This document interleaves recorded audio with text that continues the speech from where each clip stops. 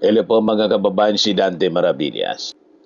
O ngayon, nireveal mga kababayan ni Director Melvin Matibag ng National Bureau of Investigation na 100% sure siya na si Sara Duterte nangontrata na talaga ng isang assassin para ipapatay yung ating Pangulong Bongbong Marcos. Yan sa pagtatanong mga kababayan ni Senator Bam Aquino. Di niya, Mr. Maravillas, ang masasabi mo dyan, recorded po nga. Mismong si Sara yung nagsabi. Kaya sigurado si Director Matibag. Bakit siya sigurado? Inamin ni Sara. Inamin ni Sara. At nang sabi niya doon sa kinausap niya, and he said yes. Nagbigay pa ng assurance. No joke kanya. Yan ang mismong statement ni Sara Duterte. Kaya tama itong si Director Matibag na 100% sigurado siya. Bakit siya sigurado?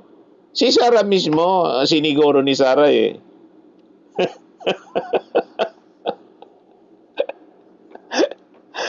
O di ba? But anyway, pakinggan natin yung sagot po ni Director Matibag. Ito, pakinggan ninyo po. Just one question. Sa inyo pong professional assessment, anong porsyento, what percentage is the probability na meron ngang nakausap na tao ang Vice Presidente para gawin yung mga pagpatay? Sa inyo pong assessment, hindi nyo pa po masasabi, may kailangan pa kayong ilang buwan, pero sa inyong assessment po ba, anong porsyento po na meron talagang nakausap ang Vice President?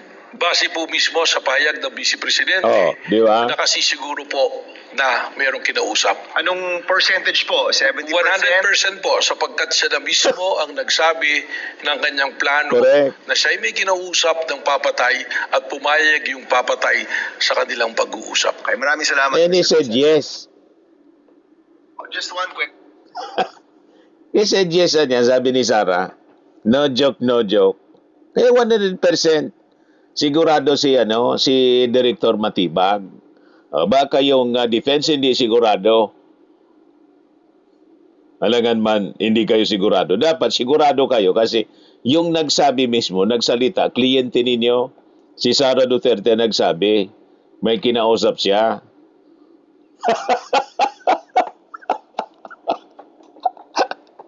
O, di ba, mga kababayan? Kaya napakahirap po ipaglaban ni Sara Duterte kasi yung ebidensya galing sa bibig niya, parang yung tatay niya. Paano mo yan ipaglalaban? Mismong siya yung nagsabing no joke at sigurado siya, may kinausap na siya. And he said yes, sabi ng kausap niya. Ngayon, mga kababayan, ano yung dahilan bakit sigurado itong si Atty. Matibag na kaya ni Sara Duterte na magpapatay, mga kababayan. So, ginamit niya na testimony, ginamit niya sa kanyang testimony yung naging affidavit po ni Arturo Las Cañas. Yung sa Davao Death Squad, ito po, pakinggan natin. Your Honor, manifestation. Counsel for respondent, may proceed. All right.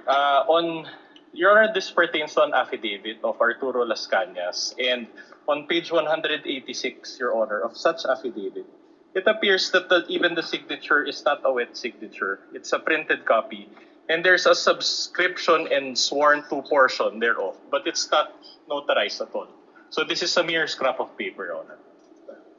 Counsel, Your Honor, the document is being presented only to seek confirmation from the witness that he is referring to this particular document as part of the investigation of Special Task Force. We are not presenting it to prove the truthfulness of the contents of the affidavit. The question only, Your Honor, is whether or not this is the document that was part of the consideration of the Special Task Force in investigating on the threat by the President to the life of the Just a President. short Your Honor. rejoinder, Your Honor. Counsel may give a rejoinder Then- or additional manifestation. Then we will not allow this witness to build on the basis of a mere scrap of paper, Your Honor. Counsel, it was the counsel for respondent who chose this to use this copy instead of the one previously marked. That I presume is either certified true or contains a more complete signature. Then I would have to clarify, Your Honor, that it is our position. Well, it's first of all, we are not in the position to choose for this witness. But in the event that they use this document, we manifest, Your Honor, upon perusal that such document is unsigned and unnotarized, Your Honor. This is an affidavit. So in other words, without the proper notarization and without the proper signature, then it is a mere scrap of paper. We cannot allow this witness to build his testimony based on this document. Your Your Honor, Honor, in fact, Your Honor, we request, Your Honor, that this court peruse also page 186 of such document. Before the court makes the presiding officer makes a ruling, Your Honor. the pre-marked document, is it notarized? Your Honor, may I raise a question to the witness so that he will answer and enlighten us on why the document is not notarized? You may, counsel. So you're admitting that it's not even your Yes, Your pre-marked copy is not notarized, whether we use that copy or this one. We admit to that, Your Honor. The witness will please explain why he is using in his investigation a document and or affidavit that is not subscribed to or under oath. So it is not even an affidavit, but merely a statement. Alam niyo po, Your Honor, sa law enforcement po, meron po tayo mga tinatawag na open source intel. At ito po ay pinadala sa atin at atin pong susundan.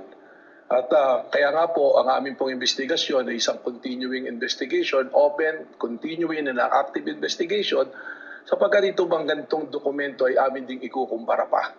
Subalit malaki po ang value ng mga itong bagay sa amin, sapagkat ito po ang nagbibigay rin sa amin ng direksyon at mga leads upang amin pong magampanan ang aming pong tungkulin na mag-imbestiga. So for the second time and for the sake of clarity, and then for the information and guidance of the senator judges, the document being identified by the witness is unsigned, is not notarized, not under oath, and it is only as to the fact that they used this document in their investigation or as part of their investigation, but not as to the truth of the allegations contained in that unsubscribed document that was not made under oath. Also unsigned, Your Honor. So, Unsigned. Also May I make unsigned the because there's a manifestation, Your Honor? signature, but it appears to be a photocopy, so it doesn't qualify as a signature. With the additional manifestation of the respondent, so noted, what is the manifestation of the counsel for the prosecutors? Your Honor, based on the ICC, as relayed to us by our witness in the next article or in the last article that we will present, the ICC does not require notarization of document. Noted, but we are not the ICC counsel. Again, we're just placing on the record and for the record the factual situation concerning the document that the witness is testifying to for the information and guidance of the senator judges. Counsel for the panel of prosecutors, may proceed. Mr. Witness, for purposes of submarking, can you read just a portion of paragraph 270, just for the guidance of the impeachment court? Again, Your Honor, same objection. The document will speak for itself. Best evidence of this statement is a document. Your Honor, we wanted As to be previously guided. ruled, the court will allow it. Again, given the limited consideration that the court will give this testimony of the witness and not as the truth of what he will read, witness may answer. Paragraph 270, the years of 2012 to 2013 were the birth of Tokhang operations and the evil side of enforcement in Davao City by its author, the newly installed Davao City Police Office Director Colonel Ronald Bato de la Rosa. The operations were all cleared and approved by Mayors Inday Sara Zimmerman Duterte Carpio and Rodrigo Roa Duterte. Your Honor, we are requesting that the portion read by the witness be bracketed and marked as Exhibit P4-35. So ordered. Mr. Witness, what else is the pertinent portion of this affidavit that you are referring to? As mentioned earlier po, paragraph 270B. For the guidance of the impeachment court, kindly read for purposes of submarking only. While eating, Colonel Bato de la Rosa told me in Visayan dialect, "Why you summoned me," and I quote, "Tur, short of Arturo, my first name. Nakaistorya mi ni Mayor Inday," referring to Davao City Mayor Inday Sara C. Duterte Carpio, "party sa atwang tokhang operation." As part of our tokhang operation, ang order ni Mayor Inday sa akon nag-ilaylo sa nato kampusil, killing through shooting. Sa atwang mga target persons, shabu users and pushers and other criminal elements in Davao City, kay samukan siya media, magsige o pagunta na, hud, kidnapa, abdak, na lang ninyo ang inyong target, unya, ilubong sa quarry, laod quarry. Para missing lang kay okay si Mayor Inday sa ana paagi. I talked to Mayor Inday as part of our tokhang operation. She ordered us to lay low our killings through gun shooting because the media is asking too much. Just kidnap targets, then bury them in the quarry so they would go missing. She is okay with that way. To which I answer, "Yes sir, sultian na ko ako ang grupo. I'll inform my group." Colonel Bato de la Rosa instructed me, i-inform Tur kung naamoy maabdak na target nyo. Inform me, Tur, whenever you are kidnap a target. Your Honor, we are requesting that that pertinent portion read by the witness be bracketed and marked as Exhibit P4-35A. So marked. Your So Honor, ordered. just Counsel for respondent. What? we just want to register again our continuing objection, Your Honor. Again, we already allowed, Your Honor, that the witness at least identify this document. But as to the fact, Your Honor, that he is allowed to read even portions thereof, he's not the author of this affidavit. And as to the truth or falsity thereof, is incompetent to testify on that. And it already violates, Your Honor, it already violates the rights of our clients because she's being prejudiced by the reading of this affidavit that cannot even be verified because the person is not here to testify. That's our objection, Your Honor. Chair notes the objection and continuing objection of counsel for the respondents, and as an additional, for the third time perhaps, reminder of the presiding officer to my fellow senator judges. The mention of statements allegedly made by then General De La Rosa, now Senator De La Rosa, are clearly hearsay even on the part of Las Cañas himself. But as to the fact that probably he told him that, it may be established if the affidavit of Las Cañas and if Las Cañas is presented here. Again, this is only as to the fact that this is what the NBI used in their investigation and coming up with their findings, not as to the truth of the statements being read by Director Matibag, much less the statements of other parties who did not execute this document. The continuing objection is noted. Witness may answer. Counsel will proceed. We are requesting, Your Honor, that that portion just read by the witness be bracketed and marked as P435A. Mr. Witness, Let it be so marked. ano pa, kung mayroon man, ang mahalagang bahagi ng affidavit ni Arturo Las Cañas na tinukoy mo kanina? Same objection, Your Honor. Noted. Witness may answer. Sa paragraph D po, yung portion po nito ay ito po ay sasabing pinagtuunan ng pansin sa aming investigasyon. Please read for the purpose of submarking only. I later called up retired senior police Sonny Beneventura and relayed to him Colonel Ronald Bato de la Rosa's abduction operation ordered to me as allegedly ordered to him by Mayor Inday Sara Duterte Carpio. Sonny Biniventura answered me that would personally confirm and verify the matter with Mayor Inday Duterte. 2 days later, to my recollection, Sonny Biniventura called me and instructed me to meet him in Caltex gasoline station parking area in front of SM Mall Ecoland, Matina, Davao City, because Mayor Inday Sara Duterte will meet him in the said place. Sonny Biniventura wanted me to narrate personally to Mayor Inday Sara about the abduction order of Colonel Ronald Bato de la Rosa regarding his Tokhang operation. I agreed. I immediately proceeded to Sonny Biniventura's location. Upon my arrival on the board of my Strada pickup vehicle in Caltex gasoline station parking area, Sonny Binventura motored me to the board pickup vehicle. However, before I could do so, Mayor Inday Sara Duterte Carpio arrived on board her SUV vehicle, a Fortuner-like vehicle, colored dark blue. Sonny Binventura then disembarked immediately from his vehicle and rushed to the vehicle of Mayor Inday Sara Duterte, that's a stop a few meters away from Sonny Binventura's pickup vehicle. I stood in front of Sonny Binventura's pickup vehicle, looking and then talking. Mayor Inday Sara Duterte Carpio did not get up from the vehicle while talking to Sonny Binventura, and Sonny was standing on the left side of Mayor Inday Sara Duterte vehicle.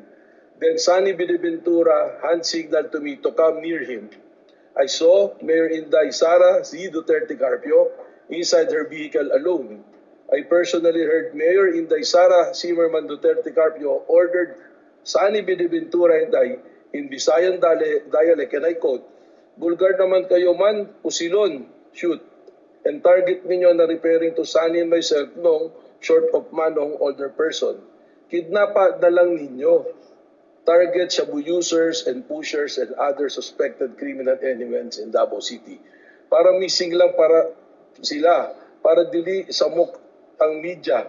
Shooting your target is too brazen.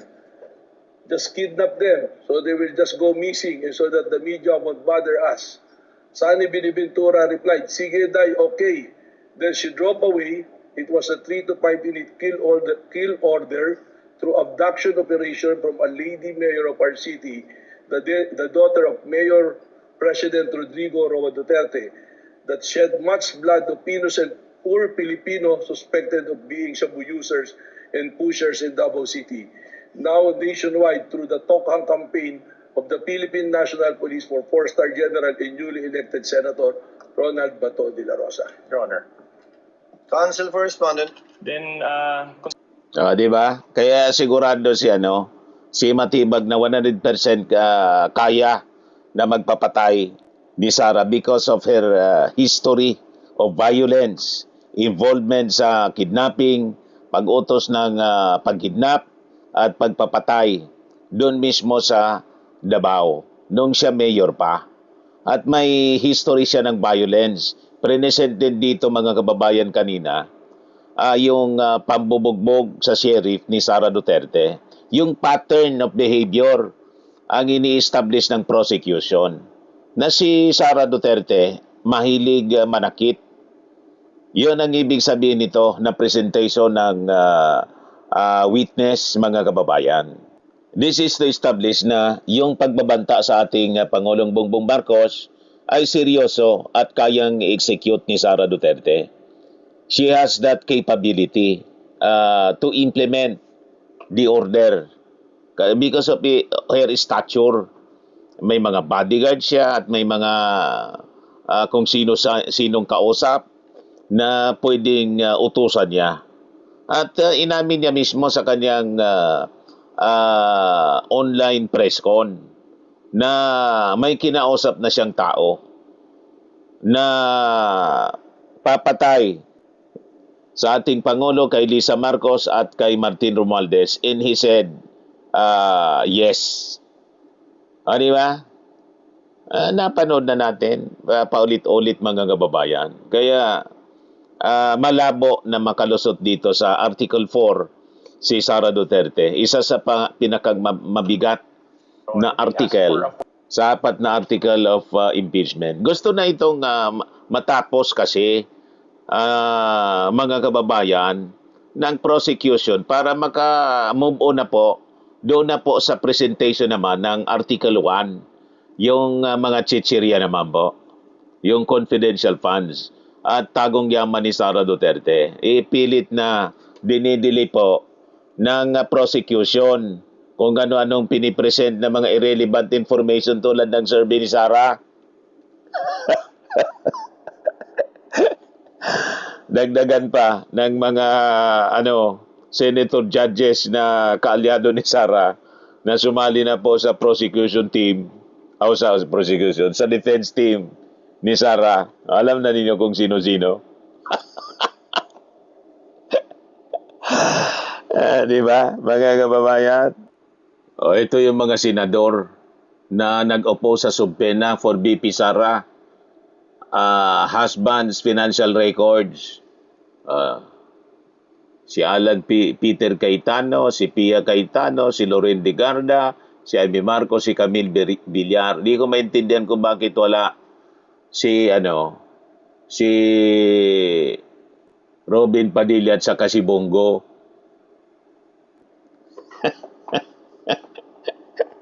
Bakit wala dyan si Robin Padilla at saka si Bongo?